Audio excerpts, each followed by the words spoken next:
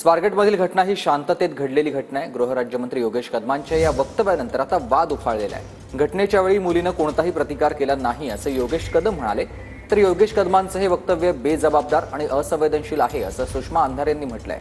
महाराष्ट्रातील लेकींनी आता कुणाकडे न्याय मागायचा असा सवाल देखील अंधारे यांनी केलाय। संजय राऊत यांनी योगेश कदमांवर जोरदार निशाणा लगावलेला आहे।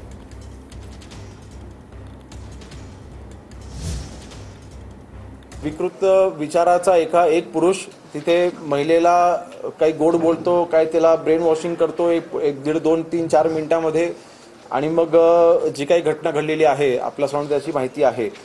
परंतु अशा वेळेला तिथे कुठलीही हाणामारी, तिथे कुठलेही आर्ग्युमेंट, तिथे कुठलेही फोर्स असं घडलेलं नाही।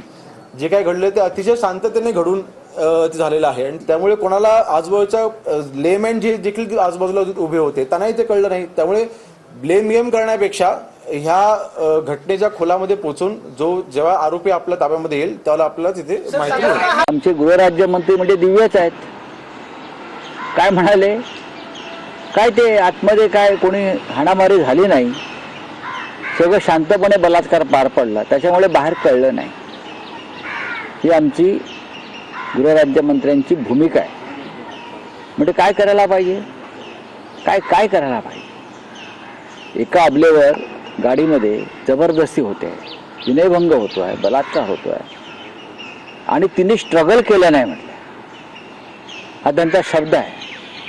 तिने स्ट्रगल केलं नाही, त्याच्यामुळे आम्हाला बाहेर कळलं नाही। म्हणजे स्ट्रगल करायचं म्हणजे काय करायचं, तिचा गळा दाबलाय, तिचा घसा दाबलाय, तिचं तोंड दाबलाय, तिच्यावर जबरदस्ती होती। एका सरकार हा अतिशय दुर्दैवी आहे। अशी प्रवृत्ती ठेचून काढली पाहिजे या मताचा मी आहे। परंतु योगेश कदमांनी काय स्टेटमेंट दिली ही बघितलेली नाही। मी त्यांच्याशी सविस्तर चर्चा करेन, ते आमचे सहकारी आहेत, परंतु याची पुनरावृत्ती होणार नाही याची जबाबदारी आम्ही घेऊन पुढे कार्यवाही करणार।